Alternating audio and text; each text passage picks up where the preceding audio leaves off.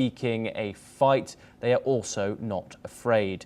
Moreover, Lula has noted the need for caution in discussions with the United States regarding tariffs imposed by President Donald Trump. Let's take a closer look at what the Brazilian president had to say on this issue. Que nós nunca mais vamos permitir que alguém de extrema direita, com a cabeça e tendência fascista, volte a governar esse país. Temos que crescer. E nós não somos uma republiqueta. Tentar colocar um assunto político para nos taxar economicamente é inaceitável. Então, quem quiser confusão conosco, pode saber que nós não queremos brigar. Agora, não pensem que nós temos medo. Lula's statement came as tensions have escalated following Trump's announcement of a 50% tariff on Brazilian goods and sanctions against Brazilian Justice Alexander de Moraes under the Magnitsky Act.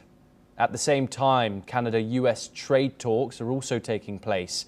Canada's Prime Minister Mark Carney is set to speak with President Trump soon, with Minister Dominic LeBlanc highlighting that recent talks with US officials have shown encouraging signs, although a short-term deal remains unlikely. We're now joined by Peter Cardillo. He's a chief market economist at Spartan Capital Securities. He joins us live from New York. Peter, thank you very much for joining us on the program.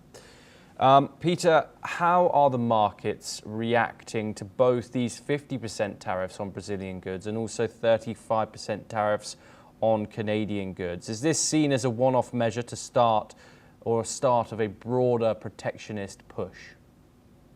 Yeah, there's no doubt that, the markets reacted negatively to that. And we saw that on Friday, but there was a combination of other factors as well.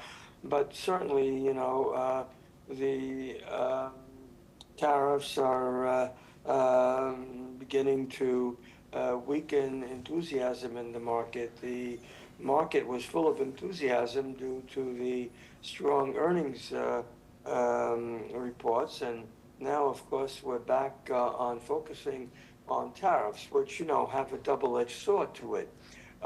In one respect, they're positive for the United States because they do bring in revenues, and certainly that helps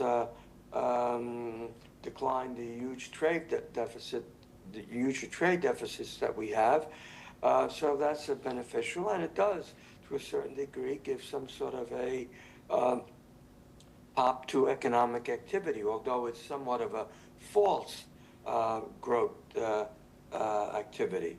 Of course, the negative side is that eventually these hefty tariffs that are being placed on many countries that have not signed an agreement with the United States, and even those that have signed an agreement with the United States, for instance, the EU, 15%. That's a pretty hefty tariff, and that's going to show up in inflation. And the loser is the U.S. consumer. So, it's a positive and a negative, but from a psychological standpoint and from an actual financial standpoint, it's negative.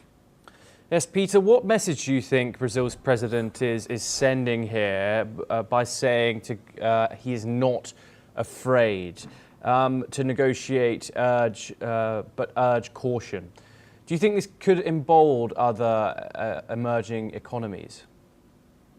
Well, look, I think, he's basically standing up to Trump and saying, I'm not afraid of you. We have to negotiate.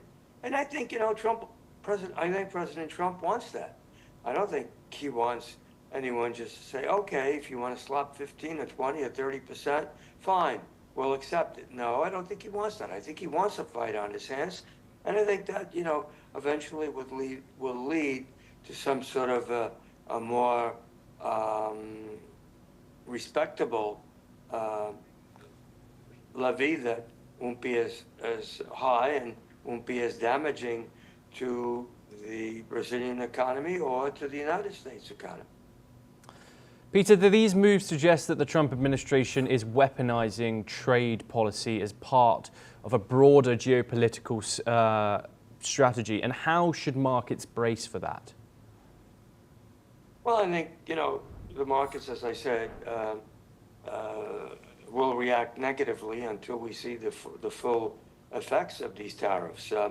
According to the latest inflation data that we got, we did see inflation pick up a bit. That is measuring it by the PCE. And we saw evidence that inflation is beginning to show up due to the tariffs. The question is, how much longer do we have to see that impacting the consumer and eventually impacting consumers' confidence, which has not been all that great. So, if you have low consumers' confidence, obviously that means you're going to have low consumption. And if the consumption is low, that means you're going to have less economic activity. And the consumer makes up for 2/3 of economic growth in the States. So it's a question of inflation and how it's going to impact the pocketbook of the consumer. Yes, Peter Cardillo, thank you very much for that insight and joining us here on the programme.